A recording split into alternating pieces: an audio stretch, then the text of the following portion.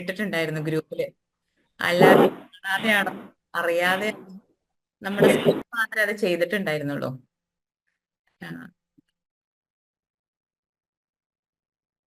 ആർക്കും ചെയ്യാൻ അറിയാതെയാണോ?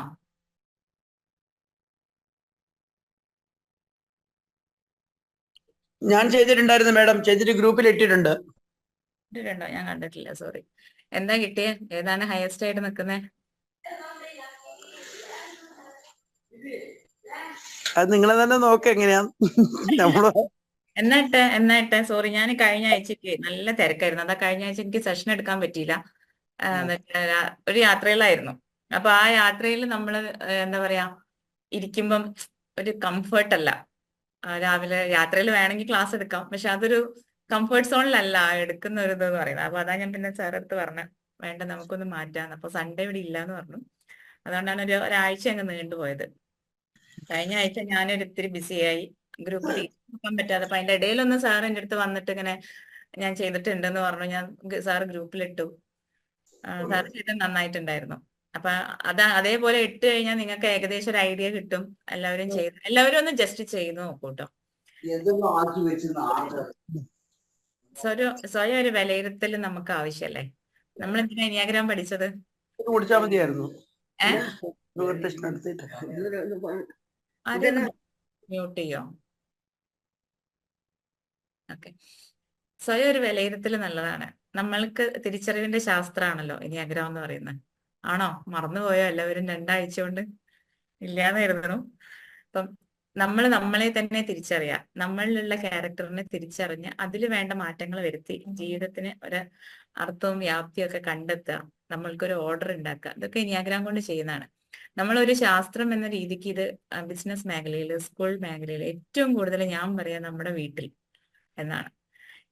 ഇന്നത്തെ തലമുറയിലും പഴയ തലമുറയിലായാലും ഏറ്റവും കൂടുതൽ പ്രശ്നങ്ങൾ നടക്കുന്നത്, ഏറ്റവും കൂടുതൽ നമ്മൾക്ക് തിരിച്ചറിയാതെ പോകുന്നത്. അപ്പൊ ഞാൻ പറയുന്നത് നിങ്ങൾക്ക് മനസ്സിലാവണം.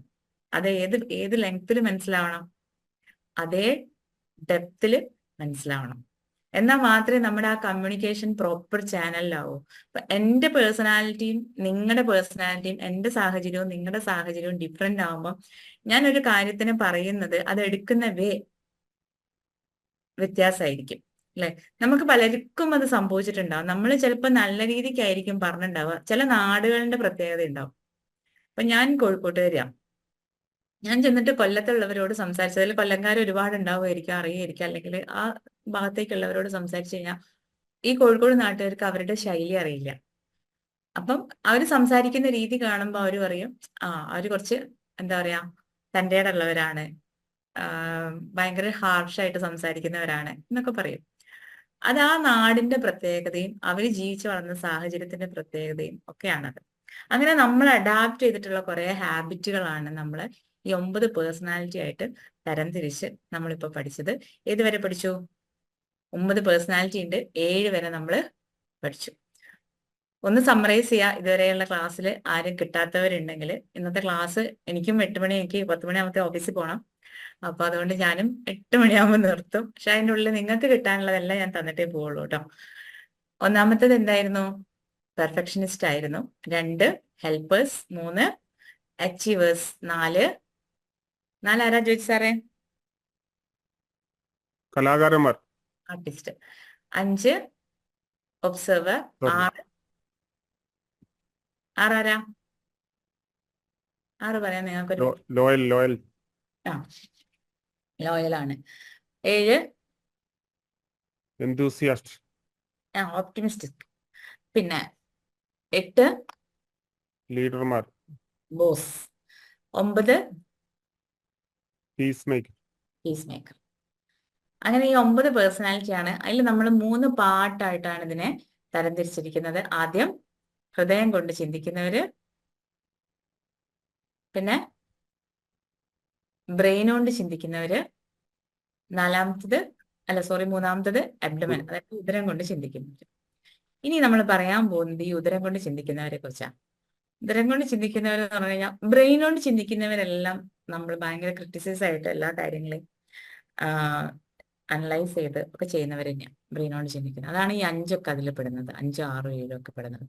6 എന്താ അങ്ങനെ പറയാൻ കാരണം എന്ന് ചിന്തിച്ചിട്ടുണ്ടോ?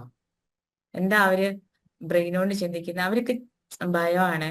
എന്തെങ്കിലും ഒരു കാര്യങ്ങൾ കൊടുത്ത്, ശരി ഞാൻ അന്ന് പറഞ്ഞു, നമ്മളൊരു ജോലി കൊടുത്തു കഴിഞ്ഞാൽ വളരെ സിസ്റ്റമാറ്റിക് ആയിട്ട് ചെയ്യുന്ന ആൾക്കാരാണ് 6 എന്ന് പറയുന്നത്. അപ്പൊ അത് അവരെങ്ങനെയായിരിക്കും? അവര് ബ്രെയിൻ കൊണ്ട് ചിന്തിച്ച് അതിന്റെ ലോജിക്ക് നോക്കി, അല്ലെ?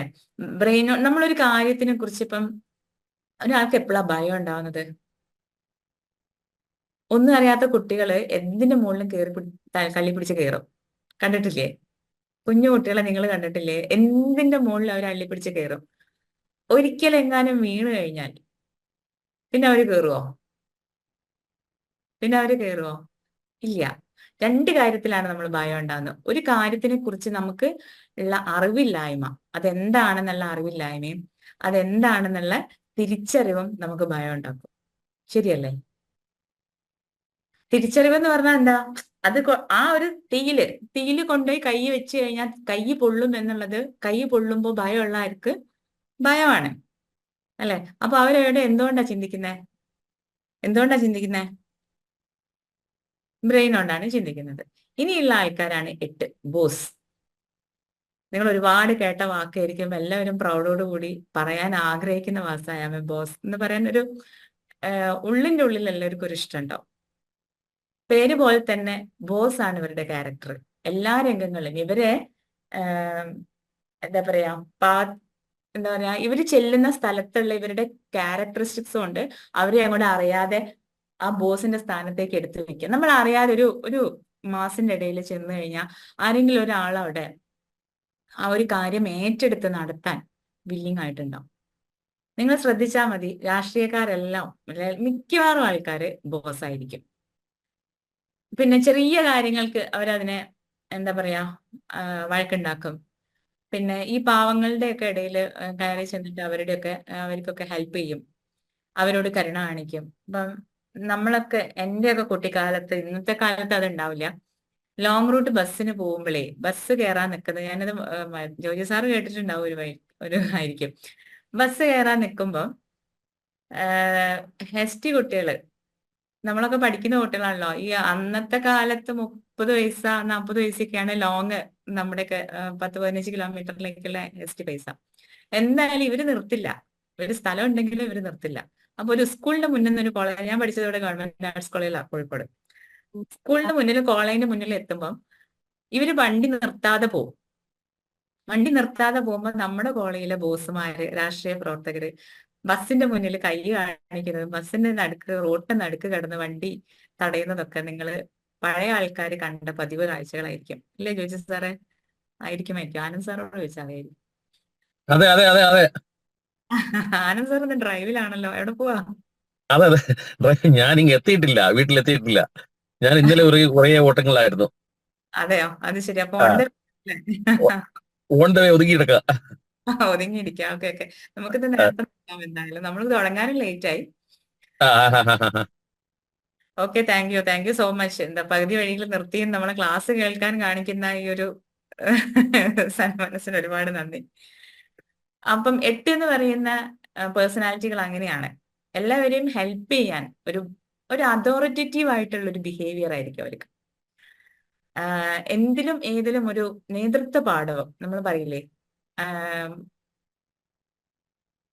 ഇവർക്ക് എന്താ പറയാ, രാഷ്ട്രീയക്കാർക്ക്, പൊളിറ്റീഷ്യന്മാരെല്ലാവരും, ഇപ്പൊ നമ്മൾ കുഞ്ഞു രാഷ്ട്രീയക്കാരെല്ലാവരെയും കാണുക, നമ്മൾക്ക് ഇവരിലെ വലിയ ആൾക്കാരെ ഞാൻ പറയില്ല കേട്ടോ, കാരണം അവർ ഓൾറെഡി നേതൃത്വ പാഠം ഉണ്ടായി ആ ഒരു സിറ്റുവേഷനിലേക്ക് ചിലപ്പോൾ അതല്ലാത്തവരുണ്ടാവും, പല കാരണങ്ങൾ കൊണ്ട് അവർ ആ ഇതിലേക്ക് വന്നവരുണ്ടാവും. അപ്പം പിന്നെ എന്താ പറയാ, ചെറിയ കുട്ടികളിൽ നമുക്കത് കാണണമെങ്കിൽ, അല്ലെങ്കിൽ സ്കൂളിൽ പഠിക്കുന്ന കുട്ടികളിൽ, കോളേജിൽ പഠിക്കുന്ന കുട്ടികളിലൊക്കെ നമുക്കത് കാണണമെന്നുണ്ടെങ്കിൽ നമ്മൾ ഈ രാഷ്ട്രീയ പ്രവർത്തകരെ പോലെ പ്രവർത്തിക്കുന്ന കുട്ടികളെ കണ്ടാൽ നമുക്ക് മനസ്സിലാക്കാം അവരുടെ ഉള്ളിൻ്റെ ഉള്ളിൽ അടങ്ങിയിരിക്കുന്നത് ഈ ബോസ് എന്ന ക്യാരക്ടറാണ് എന്നുള്ളത്. എന്തിനും പക്ഷെ ഇവരുടെ ഒരു നെഗറ്റിവിറ്റി എന്ന് പറയുന്നത് എന്താണെന്ന് വെച്ച് കഴിഞ്ഞാൽ, എന്ത് നന്മയാണെങ്കിലും ചീത്തയാണെങ്കിലും എന്താണെങ്കിലും ഇവർ ഒരേപോലെയാണ് ഒരു കാര്യത്തെ നോക്കിക്കാണാം. പിന്നെ അതുപോലെ ഒരു ചെറിയ കാര്യങ്ങൾ ഉണ്ടെങ്കിൽ നിങ്ങൾ ശ്രദ്ധിച്ചിട്ടുണ്ടാവും, എവിടെയെങ്കിലും എന്തെങ്കിലും ഒരു ചെറിയ ഇപ്പം വണ്ടിയൊക്കെ തട്ടിക്കഴിഞ്ഞാല് എന്താ പറയാ, ഇനി ഞാൻ പറയാൻ പോകുന്ന ആൾക്കാരാണെങ്കിൽ അവർ പോട്ടേന്ന് വെക്കും, പക്ഷെ ബോസ് പോട്ടേന്ന് വെക്കില്ല. അവൻ പോയവന്റെ പിന്നാലെ ചേസ് ചെയ്ത് പിടിച്ച് അവനെ ക്രോസ് ചെയ്തിട്ട് അവനെ 4 തെറി വിളിച്ച് അവന്റെ അടുത്തുനിന്ന് വാങ്ങാനുള്ളത് വാങ്ങിയിട്ടേ ബോസ് എവിടെ നിൽക്കുള്ളൂ, ഒരു ഭാഗത്ത് നിൽക്കുള്ളൂ.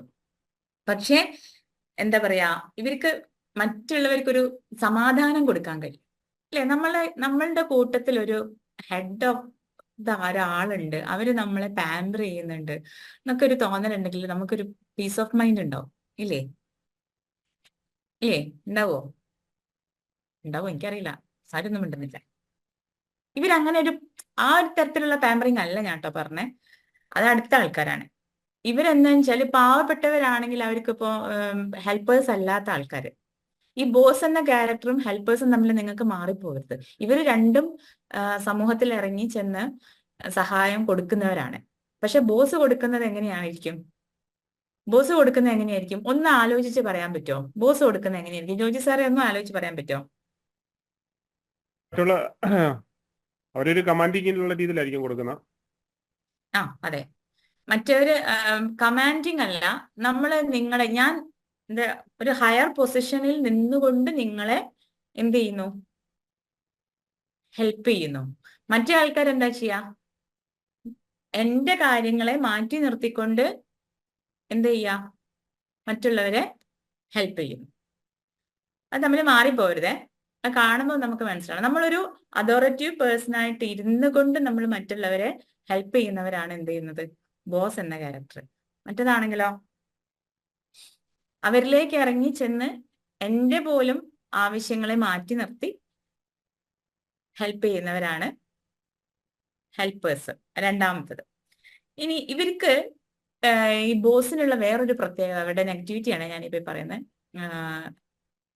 ഒരു തരത്തിൽ പെട്ടെന്നൊന്നും ഒരു കാര്യം വിശ്വസിക്കില്ല. ആരെയും പെട്ടെന്ന് ഇവര് വിശ്വസിക്കില്ല. പക്ഷെ നമ്മൾ രാഷ്ട്രീയ മേഖലയിൽ നിൽക്കുന്നവർക്ക് ആ ഒരു ഇത് ആവശ്യമാണ് അല്ലെ. പക്ഷെ ചില സമയത്ത് നമുക്ക് എന്ത് വേണം? വിശ്വാസം വേണ്ടടുത്ത് നമുക്ക് വിശ്വാസം വേണ്ടേ? പിന്നെ ഇവർക്കുള്ള ഒരു കാര്യം എന്ന് വെച്ചാല് ഇമോഷൻസ് ഇല്ലാത്ത ഒരു പ്രകൃതമാണ് ഇവർ കാണിക്കുക. ശരിയല്ലേ?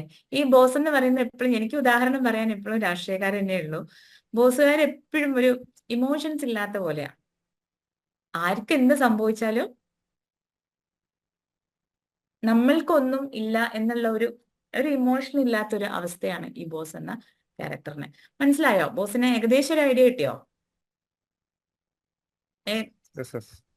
പിന്നെ ഈ പറയുന്ന പോലെ നേരെ വാ നേരെ പോ, എന്ത് കണ്ടാലും മുഖത്തടിച്ചുമാരി തിരിച്ചു പറയുന്ന ഒരു പ്രകൃതം. അപ്പൊ ഏകദേശം നിങ്ങൾക്ക് ഒരു ഐഡിയ ആയിട്ടുണ്ടാവും. ഞാൻ പറഞ്ഞപ്പോ തന്നെ ഒരു ഐഡിയ ആയിട്ടുണ്ട്. അപ്പം അതായത് റഫ് ആൻഡ് ടഫ് ക്യാരക്ടർ എന്ന് നമ്മൾ പറയാൻ പറ്റുന്ന ഒരു ക്യാരക്ടറാണ്. ഇതിലും വലിയ റഫ് അടുത്ത് വരുന്നുണ്ട് കേട്ടോ. എന്നാലും ഇവര് നമ്മൾ പറയുന്നത് റഫ് ആൻഡ് ടഫ് ക്യാരക്ടർ പോലെ നമുക്ക് നോക്കി കാണാൻ പറ്റുന്നവരാണ് എന്ത് ബോസ് എന്ന് പറയുന്നത്. പക്ഷെ നമ്മുടെ നാട്ടിൽ നമുക്ക് ബോസുകൾ ആവശ്യമാണ് അല്ലെ. നമ്മളിപ്പം ഒരു 7 ആയ ഒരാള് 7 നമുക്ക് അൺറിഡീംഡ് ആയിട്ട് കൂടുതലുള്ളതെന്നുണ്ടെങ്കിൽ അവർക്ക് ബോസിലേക്ക് വിങ് ഉണ്ടാക്കി കഴിഞ്ഞു കഴിഞ്ഞാൽ നല്ലൊരു നേതൃത്വ പാഠവും, അപ്പം അധ്യാപകരും HM ഞാൻ പറഞ്ഞ 7 നല്ല റിഡീംഡ് ആണെങ്കിൽ ടീച്ചേഴ്സ് ആവാൻ നല്ലതാണെന്ന്. അവരിലെ ബോസിന്റെ ക്വാളിറ്റിയും കൂടി അവർ ആഡ് ചെയ്ത് കഴിഞ്ഞാൽ അതിനാണ് എൻനെയാഗ്രാം പഠിക്കാൻ പറഞ്ഞത്. നമ്മൾ ബോസിന്റെ ക്വാളിറ്റി എന്താ?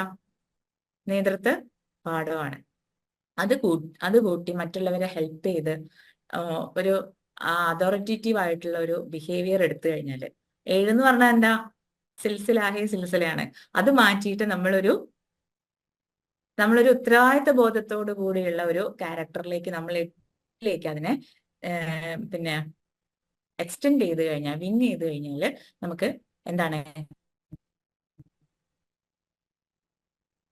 നല്ലൊരു നേതാവ്, അതായത് നല്ലൊരു HM ആയിരിക്കാം, ആ സ്കൂളിന്റെ നല്ലൊരു മാനേജ്മെന്റിലേക്ക് നമ്മൾ നടത്താം. അങ്ങനെയൊക്കെ പറ്റുന്ന ഒരു ക്യാരക്ടറിലേക്ക് മാറും.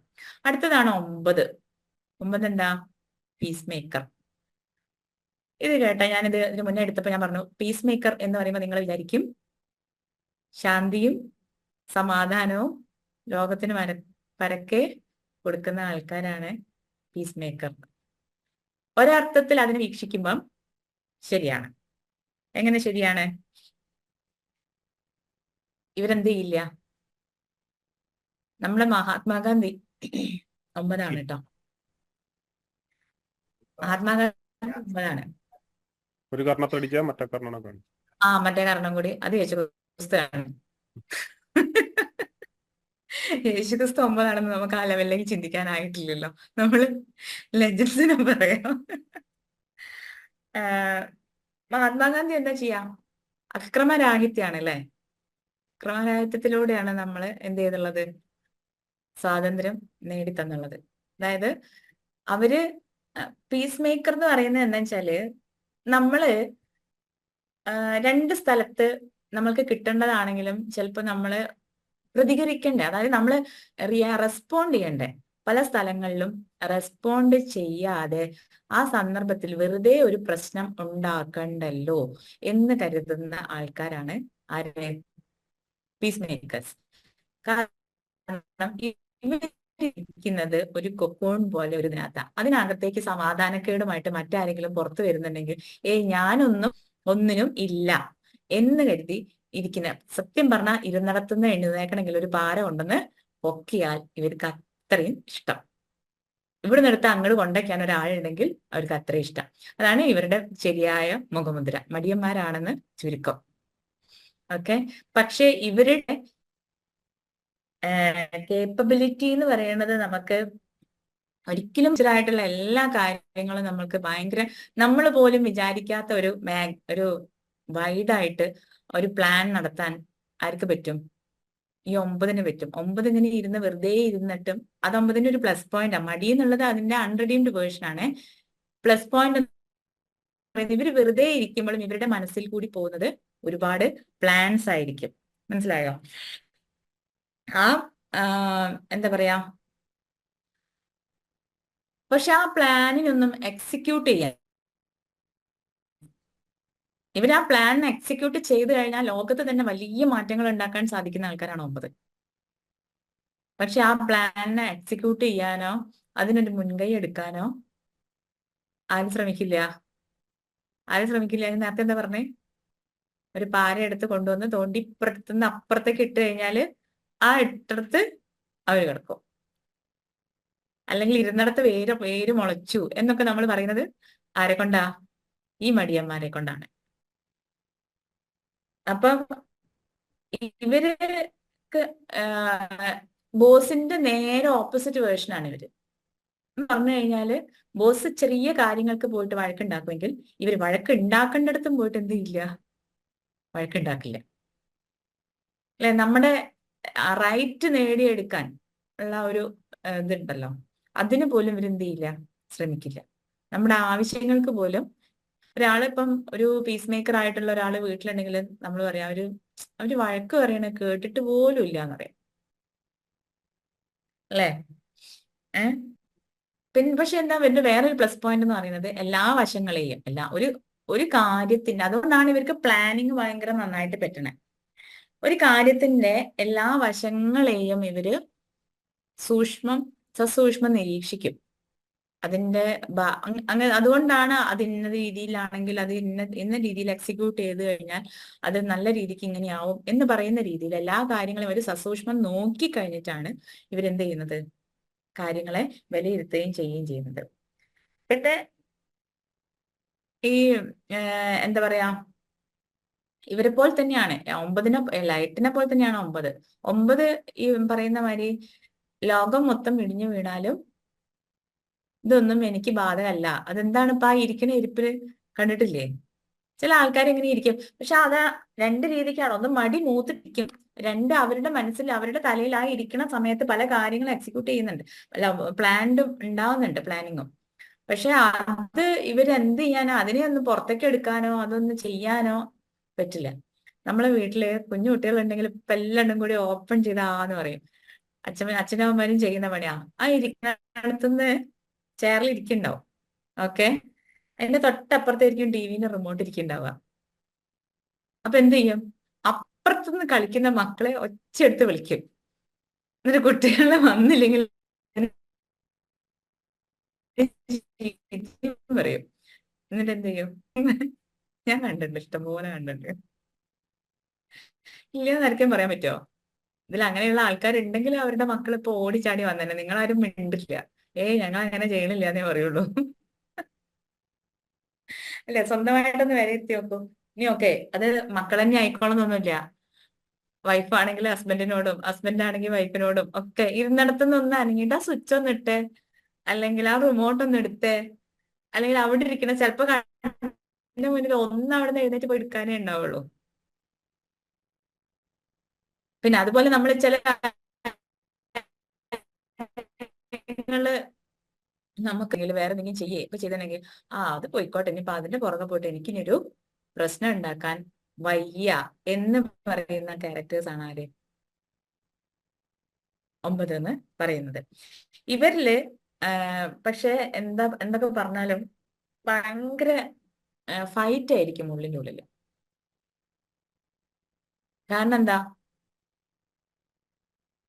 കാരണം എന്താന്ന് പറയാൻ പറ്റുമോ?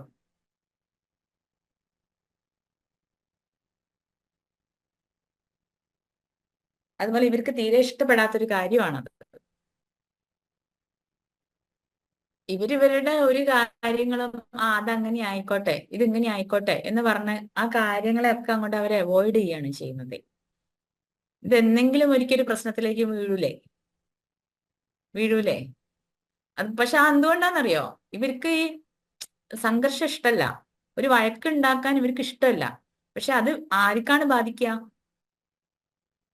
ചില കാര്യങ്ങൾ നമ്മള് ജ്യോതി സാറിന് അറിയായിരിക്കും, നമ്മള് മിറാസൽ മാം പറയുന്നുണ്ടാവും, നമ്മൾക്ക് നമ്മുടെ മനസ്സിൽ ദേഷ്യം ഉണ്ടെങ്കിൽ നമ്മൾ എന്താ ചെയ്യേണ്ടത്? അത് മറ്റുള്ളവരോട് പ്രകടിപ്പിക്കാതെയാണെങ്കിൽ നമ്മൾ അതിനെ എക്സ്പോസ് ചെയ്ത് കളയണം എന്ന് പറഞ്ഞിട്ടുണ്ട്. നിങ്ങൾക്ക് മിറാസൽ മാം ക്ലാസ് എടുത്തിട്ടുണ്ടല്ലോ അല്ലെ? കഴിഞ്ഞ ആഴ്ച ഞാനില്ലാത്തപ്പം നല്ല ക്ലാസ് അല്ലായിരുന്നോ? എല്ലാവരും പ്രാക്ടീസ് ചെയ്യണം കേട്ടോ. എന്താ പ്രാക്ടീസ് ചെയ്യേണ്ടത്? ഗ്രാറ്റിറ്റ്യൂഡ്. ഞാൻ അതിനിടയ്ക്ക് ഓർമ്മ വന്നപ്പോ പറഞ്ഞതാണ്. ഗ്രാറ്റിറ്റ്യൂഡ് എല്ലാവരും പ്രാക്ടീസ് ചെയ്യണം. ഞാൻ ജ്യോതി സാറിന്റെ അടുത്ത് ഞാൻ പറയാറുണ്ട്. കാരണം നമ്മൾക്ക് കിട്ടിയതിനെല്ലാത്തിനും, ഇപ്പൊ നമ്മളെ ശരീരത്തിൽ ഇരിക്കുന്ന ഓരോ തള്ളി സാധനങ്ങൾക്കും നമ്മൾ ഗ്രാറ്റിറ്റ്യൂഡ് പറഞ്ഞ് ശീലിക്കണം.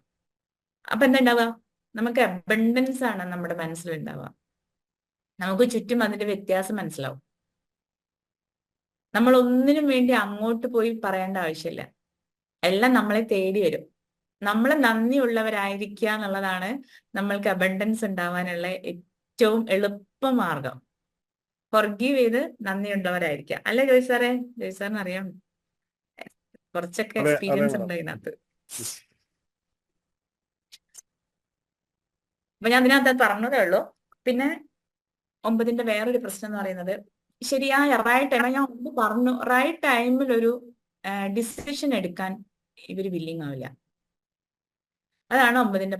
എല്ലാ കഴിവുകളും ഉണ്ട്, പക്ഷെ നമ്മള് ഒരു കാര്യത്തിന് നമ്മള് ഒരു കറക്റ്റ് സമയത്ത് ഒരു തീരുമാനം എടുക്കേണ്ടടുത്ത് നമ്മൾ എടുത്തില്ലെങ്കിൽ എന്തിനു പറ്റും? അല്ലേ? നമ്മളൊരു ജോലിക്ക് ചെന്നാല്, ഒരു മാനേജർ പോസ്റ്റിലേക്കൊക്കെ ചെന്ന് കഴിഞ്ഞാൽ നമ്മളോട് ആദ്യം ഇന്റർവ്യൂവിന് അവര് നമ്മളെ കേപ്പബിലിറ്റി അളക്കുക അങ്ങനെയാണ്. ഇതിൽ ആരെങ്കിലും 9 ഉണ്ടെങ്കിൽ നല്ലൊരു പോസ്റ്റിലൊക്കെ ഇവർക്ക് ജോലി കിട്ടാതെ ആവുന്നതിന്റെ ഒരു കാര്യം എന്ന് പറയുന്നത് അതാണ്. ഒരു ഡിസിഷൻ എടുക്കണമെങ്കിൽ ഇപ്പം സാധാരണ അത് സ്ത്രീകളിൽ അധികവും കാണാറുണ്ട്. എന്താ ചെയ്യാ?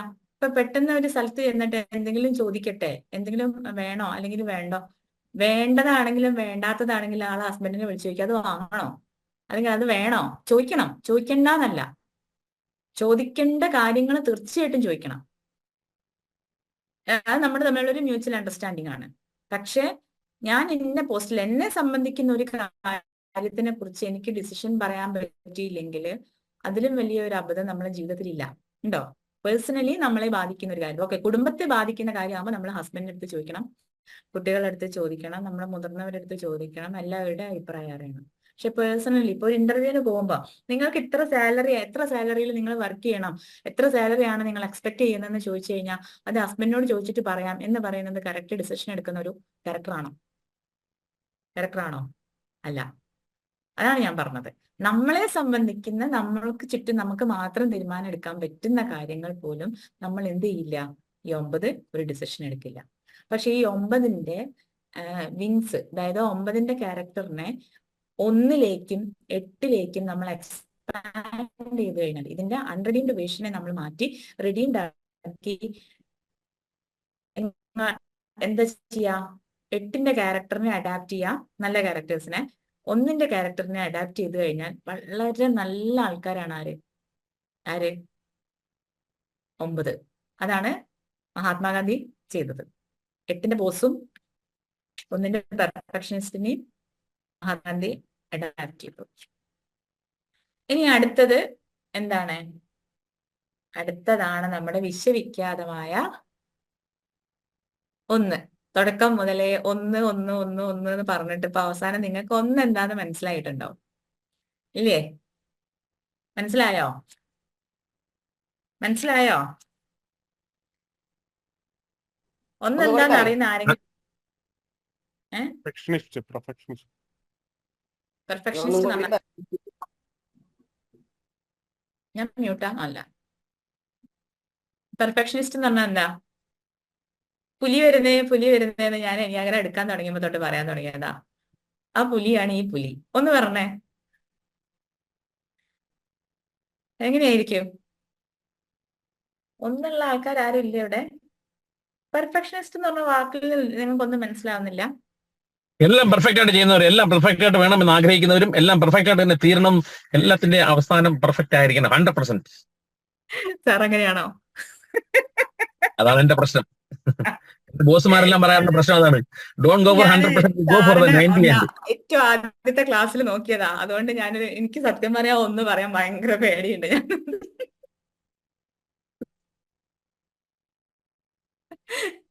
ഞാനിതിനെ റിവീൽ ചെയ്ത് കഴിഞ്ഞാൽ മിക്കവാറും ആനന്ദ് സാർ ഞാനിരിക്കണത്തേക്ക് വരും. അങ്ങനെയൊന്നുമില്ല കേട്ടോ സാർ. ഒന്നും ഇപ്പൊ ഈ പറഞ്ഞ മാതിരി തന്നെ അതേ ഉള്ളൂ. ഒരു തലനാരിഴ അങ്ങോട്ടോ ഇങ്ങോട്ടോ മാറാൻ ഇവർക്ക് പറ്റില്ല ഒരു കാര്യത്തിലും. അത് ജോലിയിലാണെങ്കിലും വ്യക്തിബന്ധങ്ങളിലാണെങ്കിലും എന്തിലാണെങ്കിലും. ഇപ്പം ഞാൻ അന്ന് നിങ്ങളുടെ അടുത്ത് ഞാൻ തമാശക്ക് പറഞ്ഞു, ഒന്ന് മരിച്ച സ്വർഗത്തിൽ ചെന്ന ഈശ്വരൻ ചോദിക്കും നീ എന്താ ചെയ്തതെന്ന് ചോദിച്ചാൽ ഞാൻ എന്റെ മോളിട്ട സ്വിച്ച് എല്ലാം ഓഫ് ആക്കായിരുന്നു എന്ന് പറയുന്ന മര്യാദയാണ്. അതുപോലെയാണ് 1. ഇപ്പൊ ഒരു സാധനം വെച്ചാൽ വെച്ചിടത്ത് വേണം, എടുത്താൽ എടുത്തിടത്ത് വേണം.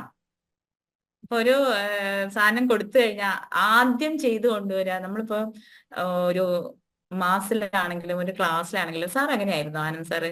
ക്ലാസ്സിൽ പഠിക്കുന്ന കാലത്ത് ഒരു ഹോംവർക്കോ ഒരു ഇതൊക്കെ തന്നിട്ടുണ്ടെങ്കിൽ ഏറ്റവും ആദ്യം ചെയ്തു കൊണ്ട് കാണിച്ചു കൊടുക്കുമായിരുന്നു. ചെയ്യുമായിരുന്നു. ഞാൻ ബാക്കി പറയണോ? ഏകദേശം അങ്ങനെ തന്നെയാണ്. അതായത് ഇവര് എന്തുകൊണ്ടാന്ന് വെച്ചാലേ എന്നെ പോലെ തന്നെ ആയിരിക്കണം മറ്റുള്ളവരെന്ന് കാണുന്നതും. അതുപോലെ ഇവർക്ക് എല്ലാം 100%ആ. അതിനകത്ത് നിന്ന് ഒരു പെർസെന്റേജ് കുറഞ്ഞാൽ ഇവർക്ക് ഭയങ്കര ഇറിറ്റേഷനാണ്. ഇവര് വല്ലാണ്ട് ഡിപ്രഷനിലേക്ക് പോകും. അതുകൊണ്ട് എന്താന്ന് വെച്ച് കഴിഞ്ഞാൽ അവർക്ക് ഇവിടെ അഡ്ജസ്റ്റ് ചെയ്യാനുള്ള ഒരു ബുദ്ധിമുട്ടുണ്ടാവും. അത് പ്രത്യേകിച്ച് OCD ഒക്കെ വരുന്നവർ അധികവും 1ആയിരിക്കും.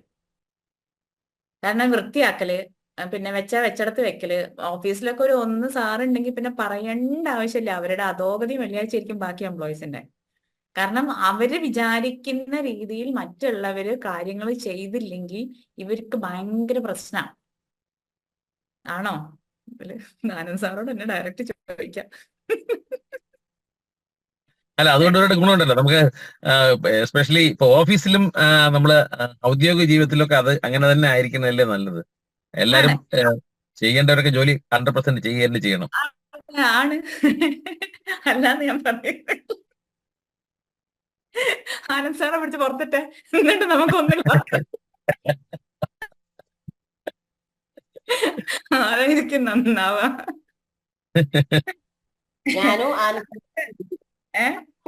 ഞാനും ആനന്ദ് സാറിനോട് യോജിക്കുന്നു. അങ്ങനെ വേണം. അപ്പൊ അല്ല, അത് ശരിയാണ്. നമ്മളൊരു പൊസിഷനിൽ ഇരിക്കുമ്പോ, നമ്മളൊരു ഓഫീസിൽ ഇരിക്കുമ്പോ പെർഫെക്ഷനിസ്റ്റ് ആവശ്യമാണ്. പക്ഷെ നമ്മൾ ചില സന്ദർഭങ്ങളിൽ നമ്മൾ അതിനെ ഒന്ന് റെഡ്യൂസ് ചെയ്യേണ്ട ആവശ്യമുണ്ട്. അതാണ് ഒന്നുകൾ ആദ്യം ശ്രദ്ധിക്കേണ്ടത്. നമ്മള് ചില കാര്യങ്ങൾ നമ്മൾ ഫ്ലെക്സിബിൾ ആവണം. നമ്മൾ ഒരു കാര്യത്തിന് ഇങ്ങനെ വടി പോലെ പോയി കഴിഞ്ഞാല് വളവും തിരിവും ഉള്ളിടത്ത് എന്റെ വണ്ടി ഞാൻ ഇങ്ങനെ പോവൂ എന്ന് പറഞ്ഞു കഴിഞ്ഞാൽ വളവും തിരിവും ഉള്ളിടത്ത് എന്ത് ചെയ്യും? അവിടെ നമ്മൾ വളയ്ക്ക് തന്നെ വേണം. നമ്മളെ വണ്ടി സുഗമമായി മുന്നോട്ട് പോകണമെങ്കിൽ നമുക്ക് എന്ത് ചെയ്യണം? വളയ്ക്കണം. അത് ആവശ്യത്തിന് വളച്ചാൽ മതി. ആ ഒരു മെന്റാലിറ്റി നമ്മൾ മനസ്സിലാക്കുക എന്നുള്ളത് മാത്രമേ ഒന്ന് ചെയ്യേണ്ടുള്ളൂ. ഒന്ന് സത്യസന്ധരാണ്, നിർബന്ധ ബുദ്ധിയുള്ളവരാണ്.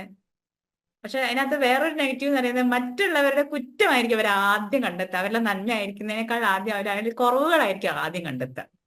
പ്ലസ് കാണാൻ അവർ ആദ്യം ബുദ്ധിമുട്ട്. അവർ എന്തൊരു സാധനം ഉണ്ടെങ്കിലും അതിൽ കുറവായിരിക്കാം, അവർ ചെയ്തതിൽ ഇത്ര കുറവുണ്ട് എന്നായിരിക്കും പറയാ. അതാണ് ഈ ഒന്നിന്റെ ഒരു പ്രത്യേകത എന്ന് പറയുന്നത്. പക്ഷെ എന്താ പറയാ, സ്വാതന്ത്ര്യം അവരും എടുക്കില്ല, മറ്റുള്ളവർക്കും കൊടുക്കില്ല എന്ന് പറഞ്ഞ കാര്യ. അവർക്കൊരു സ്വാതന്ത്ര്യം വേണ്ടേ? എന്താ വെച്ചാൽ ഇവരെന്നെ ഉണ്ടാക്കി വെച്ചൊരു ചട്ടക്കൂടിനുള്ളില് ഞാൻ ഇത്ര മണിയാകുമ്പോ ഉറങ്ങും, ഞാൻ ഇത്ര മണിയാകുമ്പോ വീട്ടിൽ കയറി വരും. പക്ഷെ എനിക്ക് ചുറ്റുമുള്ളവരും അങ്ങനെ ആയിരിക്കണം. അതാണ് അവരുടെ പ്രത്യേകത. നമ്മൾ മനസ്സിലാക്കേണ്ടത് എന്താ? ഒന്ന് വീട്ടിലുള്ള അച്ഛൻ അമ്മ, നമ്മുടെ മക്കള് രണ്ടാണെങ്കിൽ നിങ്ങളുടെ മക്കൾ എന്ത് ചെയ്യുന്നറിയോ? ഞാൻ ഓപ്പൺ ആയിട്ട് പറയാ, കൈവിട്ടു പോകും. അവർക്ക് ഫ്ലെക്സിബിൾ ആയിട്ട് പോകേണ്ട സ്ഥലത്ത് നിങ്ങൾ ഫ്ലെക്സിബിൾ ആയി കൊടുക്കണം. അത് വിചാരിച്ച ആളെ ഇങ്ങനെ അഴിച്ചു വിടണമെന്നല്ല. നോക്കി അത് പറയുന്ന ഒരു രീതിയുണ്ട്. നമ്മൾ ഇങ്ങനെയൊക്കെ ചെയ്താലാണ് നമ്മുടെ ജീവിതത്തിൽ അടുക്കും ചിട്ടി നല്ല കാര്യങ്ങളും ഉണ്ടാവുക. പക്ഷെ നിങ്ങൾ വടിയെടുത്ത് ഇവിടെ നിൽക്കൂ, ഇവിടെ ഇരുന്നിടത്ത് നിന്ന് എഴുന്നേക്കാൻ പാടില്ല എന്ന് പറഞ്ഞു കഴിഞ്ഞാൽ നിങ്ങൾ അവിടെ നിന്ന് എണീറ്റ് കഴിഞ്ഞിട്ട് ആ കുട്ടികളെ പോയി ശിക്ഷിക്കുമ്പം കുട്ടികൾ എന്ത് ചെയ്യും? നിങ്ങൾക്ക് മനസ്സ് നിറയെ സ്നേഹമായിരിക്കും അവരോട്, അവരില്ലാണ്ട് നിങ്ങൾ ജീവിക്കൂല. പക്ഷെ ഇത് കുട്ടികൾക്ക് മനസ്സിലാവേണ്ട എന്റെ പൊന്നൊന്നുകളെ, അവരെ രണ്ട് കൈയും ചേർത്ത് പിടിക്കൂ. അവർക്ക് അറിയില്ല നിങ്ങളുടെ ഉള്ളിൽ സ്നേഹമുണ്ട്, നിങ്ങൾ അവര് നന്നാവാൻ വേണ്ടിയാണ് ഇത് ചെയ്യണേ. ഈ ഒന്നുള്ള വീട്ടിലെ അച്ഛനും അമ്മയുള്ളവരെ മക്കൾക്കാണ് ഏറ്റവും പ്രശ്നം. അപ്പൊ അതുകൊണ്ട് ഞാന് ടു ബി ഫ്രാങ്ക് ഞാൻ പറയുന്നു, ഒന്ന് ഇത്തിരി എവിടെയെങ്കിലൊക്കെ ഒന്ന് കണ്ടില്ലാതെ നടിച്ചേക്കോ, സാരല്ല പോട്ടെ, നമ്മുടെ മക്കളല്ലേ. എവിടെയെങ്കിലൊക്കെ ഒന്ന് ഇത്തിരി അങ്ങോട്ട് അഴിഞ്ഞു കൊടുക്ക. അപ്പൊ നിങ്ങൾക്ക് കിട്ടുന്നൊരു സന്തോഷം ഉണ്ടാവും. അവരുടെ ഒരു പ്രാവശ്യം ഒന്ന് ട്രൈ ചെയ്ത് നോക്കിയേ. നിങ്ങൾ പറയുന്ന പോലെ അനുസരിക്കാതെ അവര് പറയുമ്പോ നിങ്ങൾ അതിലേക്കൊന്ന് ഇറങ്ങി ചെല്ലാൻ ശ്രമിച്ചു നോക്കിയേ. ഒറ്റ പ്രാവശ്യം. ഇന്നിപ്പോ ആനന്ദ് സാറിന് എത്ര മക്കളാ? വലിയ കുട്ടികളാ? ഒരാള് ഭാഗ്യം. എത്രയല്ലേ പഠിക്കുന്നേ? അത് LLB ഇപ്പൊ LLP യാ? LLB യാ? LLB. ആ, ഇനിയിപ്പോ ഞാനൊന്നും പറയേണ്ട ആവശ്യമില്ല. തിരിച്ച ആനന്ദ് സാറിന്. മോളാണോ മോനാണോ? മോളാണ്. മോളാണോ? ആ. മോളാ? അതാ മോളാ. അതുകൊണ്ട് ഭാഗ്യമുണ്ട്. പക്ഷെ പറഞ്ഞിട്ട് കാര്യമില്ല. LLB ഒക്കെ എടുത്ത് വന്നിട്ട് ആനന്ദ് സാറിനുള്ള പണി മുമ്പ് വന്നോളൂ. അല്ല അതല്ല, അപ്പൊ അവരുടെ ആഗ്രഹങ്ങളെ ഒരു പ്രാവശ്യം ആനന്ദ് സാർ ഒന്ന് നടത്തി കൊടുത്തു നോക്കും. അവർ വിചാരിക്കാത്തൊരു സാധനം ആനന്ദ് സാറിന് ഇഷ്ടമല്ല, ആനന്ദ് സാറിന് ചെയ്യുന്ന ഇഷ്ടമല്ല. പക്ഷെ ആനന്ദ് സാർ മനസ്സോടെ അത് മാറ്റിക്കുക. ചെയ്യുമ്പോൾ 100% ഞാൻ എന്റെ ഇഷ്ടത്തോടു കൂടി ചെയ്യുന്നു എന്ന എനിക്ക് ഒരു കാര്യം. ഞാനിപ്പോ ആനന്ദ് സാറിനെ പറഞ്ഞെന്താ അറിയാം, ഞാൻ ആനന്ദ് സാറിന് എനിക്ക് തുടക്കം തൊട്ടേ അറിയാം ആനന്ദ് സാർ വണ്ണാണെന്നുള്ളത്. അതുകൊണ്ടാണ് ഞാൻ ചോദിച്ചത് മോസ്റ്റ്. അതുകൊണ്ടാ. പിന്നെ നിങ്ങൾക്കൊരു ഉദാഹരണമായിട്ട് നിങ്ങളുടെ കൂട്ടത്തിലുള്ള ആളാവുമ്പോ പെട്ടെന്ന് മനസ്സിലാവും, കമ്പയർ ചെയ്യാൻ ആനന്ദ് സാറിനൊന്നും മനസ്സിലാവും. അപ്പൊ അങ്ങനെ ഒരു കാര്യം ഒന്ന് ചെയ്തു കൊടുത്തു നോക്കൂ. സാറിന് ഉണ്ടാവുന്ന ഒരു റിലാക്സ് ഉണ്ടല്ലോ, അത് വേറെ ആയിരിക്കും. നമ്മൾ അയഞ്ഞു കൊടുക്കുമ്പോൾ നമുക്ക് കിട്ടുന്ന ഒരു സാറ്റിസ്ഫാക്ഷൻ ഉണ്ട്. അത് എല്ലാ കാര്യത്തിലും വേണമെന്നൊന്നും പറയുന്നില്ല. ഇപ്പൊ ജോലി സ്ഥലത്തായാലും വീട്ടിലൊക്കെ ചില കാര്യങ്ങൾ നമ്മൾ സ്ട്രിക്റ്റ് പിടിക്കുന്ന സ്ട്രിക്റ്റ് തന്നെ വേണം. പക്ഷെ അത് നമ്മൾ 100% മനസ്സുകൊണ്ട് ഇങ്ങനെ വരിഞ്ഞു മുറുക്കരുത്. അത് സാറിനും എന്തുണ്ടാക്കും? ഡിപ്രഷൻ ഉണ്ടാക്കും. ഭയങ്കര ബുദ്ധിമുട്ടല്ലേ അത്? ഭയങ്കര ഡിപ്രഷൻ. ഈ ഒന്നുകൾക്കാണ് അധികം ഡിപ്രഷൻ വരിക. കാരണം അവർ വിചാരിക്കുന്ന രീതിയിൽ അവർ 100% ഹാർഡ് വർക്ക് ചെയ്യുന്ന ആൾക്കാരാണ്, സത്യസന്ധരാണ്. പക്ഷെ അവര് വിചാരിക്കുന്ന പോലെ കാര്യങ്ങൾ നടന്നിട്ടില്ലെങ്കിൽ അവർക്ക് ഡിപ്രഷൻ അടിച്ചവര് ചാവും. അവർ വിചാരിച്ച സമയത്ത് അല്ലേ ആനന്ദ് സാറേ? അത് ഏകദേശം ഒക്കെ എങ്ങനെയാണ്. ആണോ? അതെ അതെ അതെ അതെ. ആ സമയത്ത് കാര്യം നടന്നില്ലെങ്കിൽ ചെറിയൊരു പ്രശ്നം ഉണ്ടാവും. എന്റെ ദേഷ്യ ഇവര് ദേഷ്യപ്പെടുന്നത് എന്തുകൊണ്ടാ? വിചാരിക്കുന്ന രീതിയിൽ കാര്യങ്ങൾ സ്മൂത്ത് ആയിട്ട് പോകുന്നില്ല എന്നുണ്ടാകുമ്പോ അവരവരെ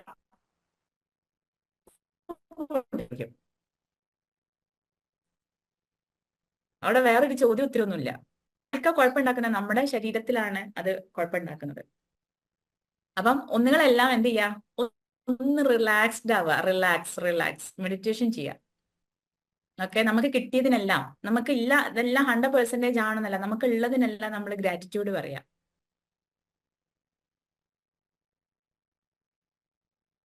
ഇതൊക്കെ നമ്മൾ ക്രിയേറ്റ് ചെയ്തെടുത്ത കുറെ കാര്യങ്ങളാണ്, കുറെയൊക്കെ. പക്ഷെ ഇൻബോൺ ആയിട്ടും ഒന്നൊക്കെ ശരിക്കും കുറെയൊക്കെ ഇൻബോൺ ആയിട്ട് വരുന്ന ഒരു ക്യാരക്ടർ ഉണ്ട്. പിന്നെ നമ്മൾ വളർന്ന സാഹചര്യം കൊണ്ട് നമ്മൾ ഇപ്പൊ ഞാനതാ പറഞ്ഞ മിലിറ്ററിക്കാരതാ, അല്ലാത്ത മിലിറ്ററിക്കാർ ഒന്നല്ലാതെ ആരും ഉണ്ടാവില്ല. ഇവൻ ജോജി സാർ എന്ത് പറഞ്ഞു കഴിഞ്ഞാൽ 5 മണി ഇത് തുറക്കുമ്പോ ആദ്യം അവിടെ 5 AM ക്ലബിൽ ഉണ്ടാവും. സാറ് പറഞ്ഞ സമയത്ത് സാറ് ഞങ്ങൾ എന്തെങ്കിലും ചെയ്തിട്ടില്ലെങ്കിൽ സാർ അപ്പ വരും കോള്, പ്രത്യേകിച്ച് എനിക്ക്. സാർ എന്നെ വിളിച്ചു മടുത്തിട്ടുണ്ടാവും ചില സമയത്തൊക്കെ. സാറ് വിളിക്കുന്ന എന്തുകൊണ്ടാ, സാറ് വിചാരിച്ച ആ രീതിയിൽ. പക്ഷെ ഫുള്ള് ഒന്നാണെന്ന് എനിക്ക് തോന്നുന്നില്ല. ആള് കുറെയൊക്കെ റെഡീംഡ് ആണ്. ഒന്ന് ആണോ ജോജി സാറേ? ആനന്ദ് സാറും അങ്ങനെ 100% ആണോന്ന് എനിക്ക് സംശയമുണ്ട്. സാറിന്റെ അല്ല മാഡത്തിന്റെ ക്ലാസ് കേട്ട് നമ്മൾ തന്നെ പ്രാക്ടീസ് ചെയ്തെടുത്തു. അത് വെറുതെ അല്ല, അത് അങ്ങനെ ഇപ്പൊ എന്താ പറയാ, എനിക്ക് ഇട്ടൊരു ഇത് തന്നതാണെങ്കിൽ പോലും ഞാൻ പറയുന്നത് അത് പ്രാക്ടീസ് ചെയ്താൽ നിങ്ങൾക്ക് പറ്റും, തീർച്ചയായിട്ടും പറ്റും. ഒന്ന് വേണ്ട എന്നല്ല, ഒന്ന് പാവങ്ങളാണ്. ഞാൻ എപ്പോഴും വിചാരിക്കും നിങ്ങള് ടെൻഷൻ അടിച്ച് ചാവും അവര് വിചാരിച്ച രീതിയിൽ കാര്യങ്ങൾ നടന്നില്ലെങ്കിൽ. ഒരു സമയത്ത് ഇപ്പം ഒരു വഴിക്ക് പോകണമെന്നുണ്ടെങ്കിൽ 9 മണിക്ക് പോകണമെങ്കിൽ 8:30 പുറപ്പെട്ട് കുളിച്ച് പുറത്തേക്കുണ്ടാവും. 8 മണിക്ക് വരാൻ പറഞ്ഞ സ്ഥലത്ത് 7:30 എത്തിയിട്ട് അവിടെ നിൽക്കുന്നുണ്ടാവും. കല്യാണ സ്ഥലങ്ങളിലെ ഈ ഞാൻ പഠിപ്പിക്കുക ഏറ്റവും നല്ല കല്യാണ വീടാ. കല്യാണ വീട്ടിലേ ഇതേ മുഹൂർത്തായി എന്ന് പറയുന്ന ആൾക്കാർ ആരാന്നറിയോ? ആരാ ആരാ? ഓ, ഒന്നാണ്. മനസ്സിലായോ? അപ്പം നിങ്ങൾ വിചാരിക്കും പാവം, അല്ല ഭയങ്കര ഇതാണ് എന്നൊക്കെ. പക്ഷെ ഒന്നുകൾ എന്ന് പറയുന്നത് പാവങ്ങളാണ്, അവർക്ക് റിലാക്സ് ചെയ്യാൻ പറ്റുന്നില്ല. ഞാൻ എപ്പോഴും ചിന്തിക്കും. അപ്പൊ അവര് നന്നായിട്ട് റിലാക്സ് ചെയ്യാം, പെട്ടെന്നുള്ള ഈ ദേഷ്യം മാറ്റി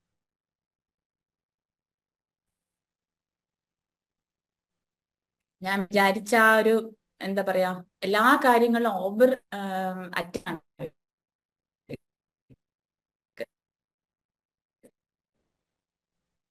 അപ്പൊ ചില കാര്യം പിന്നെ നമ്മൾ വിചാരിച്ച കാര്യങ്ങൾക്ക് വേണ്ടി നമ്മൾ ചില സമയത്ത് മനുഷ്യത്വമില്ലാത്തൊരവസ്ഥയിലേക്ക് പോകും ഒന്നുകള്. മനസ്സിലായോ? അപ്പൊ അവര് വിചാരിച്ച രീതിയിൽ കാര്യങ്ങൾ നടത്തുന്നുള്ള ഇതാണ്. അപ്പൊ കുറച്ച് നമ്മള് എന്താ പറയാ, മനുഷ്യത്വം അവര് നമ്മള് എന്താ ഞാൻ പറയാൻ കാരണം വെച്ചാൽ, ഇപ്പൊ നിങ്ങളൊരു ഓഫീസിന്റെ ഹെഡിൽ ഇരിക്കുന്ന ആൾക്കാരെങ്കിൽ ഒരു എംപ്ലോയി നേരം വൈകി വരാം, പഞ്ചിങ് ഉണ്ട്, വഴക്ക് പറയണം വേണ്ടേ? തീർച്ചയായിട്ടും നമ്മൾ ആ സ്ഥാനത്തിരിക്കുമ്പോൾ നേരം വൈകി വന്നേ അല്ലെങ്കിൽ ലീവ് എടുക്കുന്നതിന് പണി ചെയ്യാത്തതിന് ഒക്കെ ആവണം. പക്ഷെ അവരുടെ ഭാഗത്ത് നിന്ന് ഒരിക്കലും ഒന്നും ചിന്തിക്കില്ല. അതാണ് ഒന്നിന്റെ പ്രത്യേകത. ഏറ്റവും വലിയ കുഴപ്പം അതാണ്. അവരെന്തുകൊണ്ടായിരിക്കും ചിലപ്പോ നേരം വൈകിയത്? വല്ല അസുഖമായിട്ടായിരിക്കും,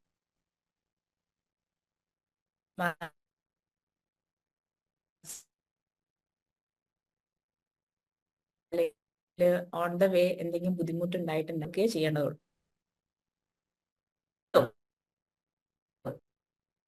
റേഞ്ച് പോകുന്നു. വേറെ ഒന്നും വേണ്ട. എന്താണ് അതിന്റെ റീസൺ? റേഞ്ച് പോകുന്നുണ്ടോ? റേഞ്ച് പോകുന്നുണ്ട്. റേഞ്ച് കുറവാ. കേൾക്കുന്നില്ലേ? റേഞ്ച് പോകുന്നുണ്ട്, ഇടയ്ക്കിടയ്ക്ക് പോകുന്നുണ്ട്.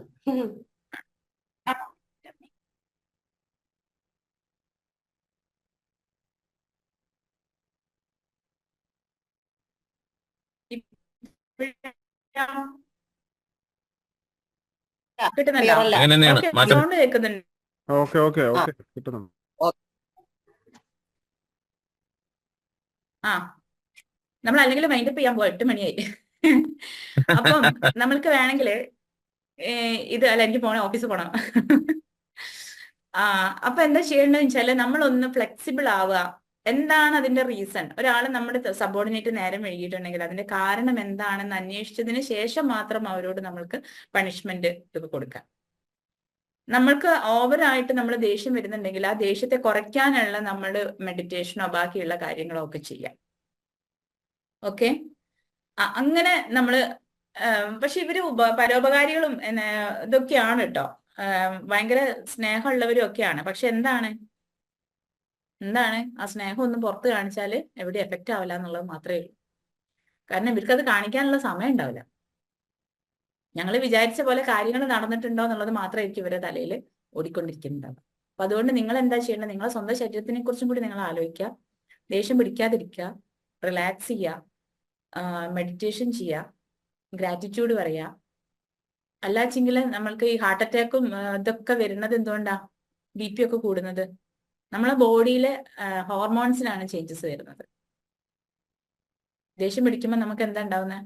ഏത് ഹോർമോണാണ് ഏറ്റവും കൂടുതൽ ഉണ്ടാവുക? ഏതാണ് ഉൽപ്പാദിപ്പിക്കുക? അത് നമ്മുടെ ശരീരത്തില് അസുഖങ്ങളെ വരുത്തുകയാണ് ചെയ്യുക.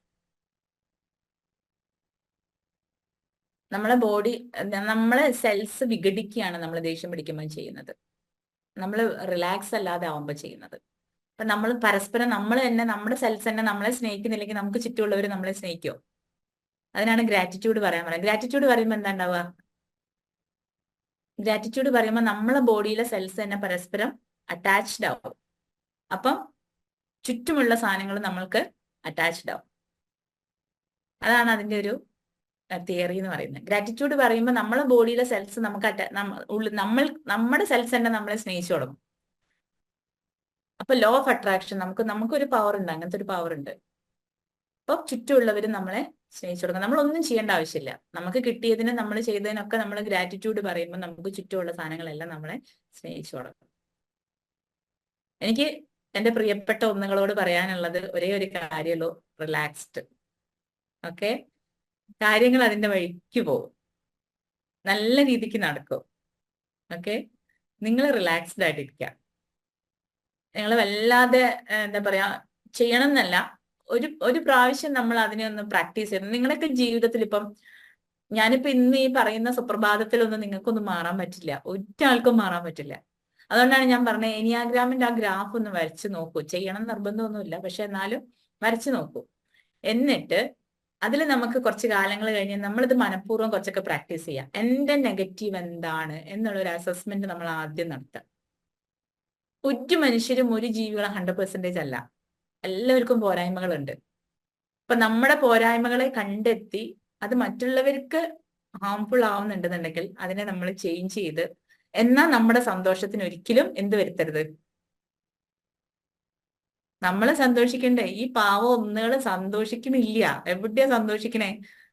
ഇത് ചെയ്യണം, അത് ചെയ്യണം, അങ്ങനെ ആക്കണം, ഇങ്ങനെ ആക്കണം എന്ന് പറഞ്ഞ് ദേഷ്യം പിടിച്ച പിന്നെ ടെൻഷൻ അടിച്ച് ഓടി നടക്കുക. വീട്ടിൽ വന്നാൽ വീട്ടിൽ പ്രശ്നം അവിടെ അലങ്കോലായി കിടക്കണം, ഓഫീസിൽ പോയാൽ ഓഫീസിൽ പ്രശ്നം അവിടെ കിടക്കുന്നു, വേറെ എവിടെയെങ്കിലും പൊതുപ്രവർത്തനത്തിന് പോയിട്ടുണ്ടെങ്കിൽ അവിടെയും പ്രശ്നം. അവിടെയും ഒന്നും ഞാൻ വിചാരിച്ച മാതിരിയല്ല. പാവമാണ്, ശരിക്കും പറയുകയാണെങ്കിൽ ടെൻഷൻ അടിച്ച് ചാവൂര്. ആനന്ദ് സാറിന്റെ തലയിലും മുടിയൊക്കെ പോയത് അങ്ങനെയായിരിക്കും അല്ലേ?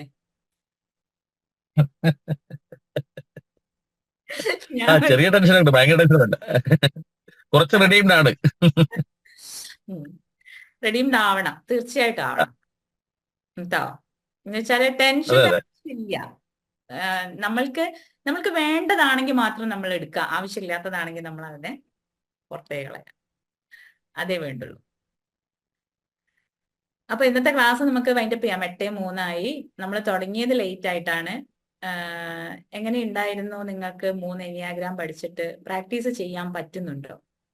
എപ്പോഴെങ്കിലും നമ്മുടെ ക്യാരക്ടർ അൺറിഡീംഡ് ആണ് ഏതെങ്കിലും എന്ന് തോന്നുമ്പോൾ, ഈ 9 അൺറിഡീംഡും 50 റിഡീമും നമുക്ക് ഉണ്ടാവും കേട്ടോ. അപ്പൊ അതുകൊണ്ട് ഏതെങ്കിലും അൺറിഡീംഡ് ക്യാരക്ടേഴ്സിനെ നിങ്ങൾക്ക് മാറ്റാൻ പറ്റിയോ ഇത്രയും ദിവസത്തെ ക്ലാസ് കേട്ടിട്ട്? നിങ്ങളുടെ അഭിപ്രായങ്ങളൊക്കെ പറയുക. എന്താണ് മാറ്റാൻ പറ്റിയോ, നിങ്ങൾക്ക് ചെയ്യാൻ പറ്റിയോ എന്നൊക്കെ ഉള്ളത്. ഈ ഒരു ശാസ്ത്രം എന്ന് പറയുന്നത് നമ്മൾ ബിസിനസ് മേഖലയിലും സ്കൂളിലും ഞാൻ ആദ്യമേ പറയുന്നതാണ്, ഉപയോഗിക്കുന്നതാണ്. പക്ഷെ ഞാൻ മനസ്സിലാക്കുന്നത് ഏറ്റവും ആദ്യം നമ്മൾ അത് വേണ്ടത് എവിടെയാണ്? നമ്മുടെ വീട്ടിലാണ്. അതുകൊണ്ടാണ് നിങ്ങളത് ചോദിച്ചപ്പം എത്ര സമയം ഇല്ലെങ്കിലും ഞാനത് എടുത്തു തരാം എന്ന് ഞാൻ പറഞ്ഞതിന്റെ കാര്യം. നിങ്ങളിപ്പോ എത്ര ആൾക്കാരുണ്ട്? ഇപ്പം പറയുന്നുണ്ട് ഒത്തിരി പേര് നമുക്ക് ലിങ്ക് മാറിപ്പോയത് കൊണ്ടേ കുറെ ആൾക്കാർ മിസ്സിംഗ് ആയി. അത് കുഴപ്പമില്ല, റെക്കോർഡിംഗ് ഉണ്ടല്ലോ, കൊടുത്തേച്ചാൽ മതി. ഓക്കെ. പിന്നെ ക്ലാസിന്റെ അഭിപ്രായം ഞാൻ പ്രത്യേകിച്ച് പറയേണ്ട കാര്യമില്ല, നല്ല സൂപ്പർ ക്ലാസ് ആണ്. പിന്നെ അതിനകത്ത് ഒത്തിരി മാഡത്തിന്റെ ക്ലാസ് കേട്ടിട്ട് നമ്മൾ തന്നെ പ്രാക്ടീസ്, ഇപ്പം നമുക്ക് മാഡത്തിന്റെ നമ്മുടെ സർവീസിന്റെ അനുസരിച്ചും പല കാര്യങ്ങളായിട്ട് നമ്മൾ കൃത്യനിഷ്ഠ എന്ന് പറഞ്ഞാൽ അത് നമ്മളത് പട്ടാളത്തിൽ കയറുന്നതിന് മുമ്പേ അങ്ങനെയുള്ളൊരു ഹാബിറ്റാണ്. പിന്നെ അത് പട്ടാളത്തിൽ കയറി കഴിയുമ്പോൾ തീർച്ചയായിട്ടും ആ ഒരു ഫോഴ്സിലുള്ളവർക്ക് ആ ഒരു കൃത്യനിഷ്ഠത ഇല്ലെങ്കിൽ ഭയങ്കര സഫോക്കേഷനാണ്. മാഡം പറഞ്ഞ പോയിന്റ് കറക്റ്റാണ്. അതിന്റെ ഭാഗമായിട്ട് മറ്റുള്ളവർക്ക്, നമ്മുടെ കൂടെ വസിക്കുന്നവർക്ക് നമ്മൾ ടെൻഷൻ കൊടുക്കും. അപ്പൊ അവരും ആയി പോകാൻ വേണ്ടി അതേപോലെ നമ്മളെ പോലെ ആകണമെന്ന് നമ്മൾ ആഗ്രഹിക്കും. പക്ഷേ ഈ അപ്പൊ അങ്ങനെ ബുദ്ധിമുട്ടൊക്കെ നമുക്ക് ഫേസ് ചെയ്ത സമയം ഈ ബിസിനസ്സുമായിട്ട് ബന്ധപ്പെട്ട് ഇപ്പൊ ഈ ക്ലാസ്സിന്റെ ഭാഗമായിട്ട് നമുക്കത് മനസ്സിലായി. അപ്പൊ മനസ്സിലായതുകൊണ്ട് നമ്മൾ അതിനെ പ്രാക്ടീസ് ചെയ്ത് നമുക്ക് പിന്നെയും നമ്മുടെ കൺട്രോൾ വിട്ടുപോകും, എങ്കിലും പിടിച്ചെടുക്കും. അപ്പൊ ഈ ഗ്രാറ്റിറ്റ്യൂഡും അതെല്ലാം വന്നിട്ട് അത് ഭയങ്കര ചേഞ്ചസ് ആണ് എന്നെ സംബന്ധിച്ചുള്ള എനിക്ക് ഉണ്ടായിട്ടുള്ളത്. ബാക്കി നമ്മുടെ ഈ ഗ്രൂപ്പിലുള്ള എല്ലാവർക്കും ആ അനുഭവമാണ്. എന്നാലും ഞാൻ എന്റെ അഭിപ്രായം പറഞ്ഞതേ ഉള്ളൂ. ഞാൻ ജിൽസാർ എന്ന എന്റെ അഭിപ്രായം എന്ന് പറയുക, ഓരോരുത്തരും പറയുക. മാഡത്തിന്റെ 3ാമത്തെ ക്ലാസ് നമുക്ക് നല്ല രീതിയിൽ എടുത്തു തന്നു. അപ്പം ജിൽസാറിന്റെ അഭിപ്രായം പറയാം, അങ്ങനെ ഓരോരുത്തരും പറയുക. ഒത്തിരി ഓടിച്ചു പോയിട്ടുണ്ട് നമ്മളെ സമയത്തിന്റെ പരിമിതി കൊണ്ട്. പക്ഷെ എന്നാലും പെട്ടെന്ന് പറഞ്ഞ് നമുക്ക് ബൈൻഡപ്പ് ചെയ്യാം. ഓക്കെ. വളരെ നല്ല ക്ലാസ് ആയിരുന്നു സാറേ. എനിക്കിവിടെ റേഞ്ചിന്റെ ഇഷ്യൂ ഉണ്ട് കേട്ടോ. കേൾക്കുന്നുണ്ടോ എനിക്കറിയില്ല. കേൾക്കുന്നുണ്ട്.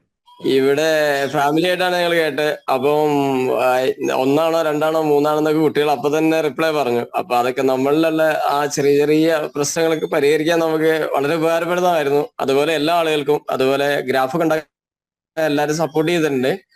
അപ്പോ മേഡം ഗ്രാഫൊക്കെ ഒന്ന് നോക്കണം. പിന്നെ ലേറ്റസ്റ്റ് ഇന്നലെയൊക്കെയാണ് 2-3 പേര് ഗ്രാഫൊക്കെ ഇട്ടിരിക്കുന്നത്. അപ്പൊ ഒരുപാട് ഗുണം എല്ലാവർക്കും ചെയ്തു തന്നു. ഇതുപോലുള്ള ക്ലാസ്സുകൾ ഇനിയും പ്രതീക്ഷിക്കുന്നുണ്ട് ഒരുപാട്. Okay, thank U. Thank you so much. അടുത്ത ആള് പറഞ്ഞു ആലീസ് മാഡം. ഇപ്പൊ ആനസാർ പറയാൻ പറഞ്ഞ ആനന്ദ് ടകാന്ന് പറയും. ആലീസ് മാഡം അത് പറഞ്ഞു.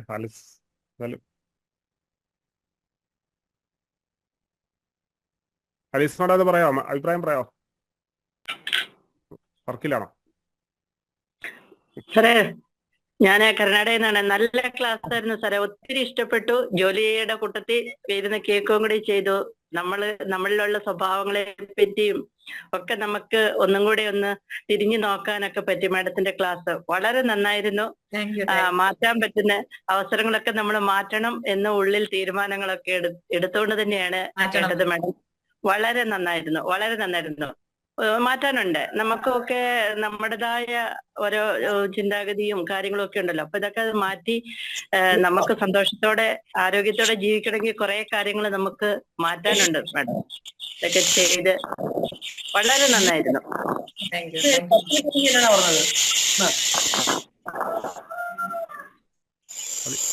ആലീസ് മാഡം പറഞ്ഞില്ല, ആലീസ് മാഡം ഉഷ മാഡം പറഞ്ഞു.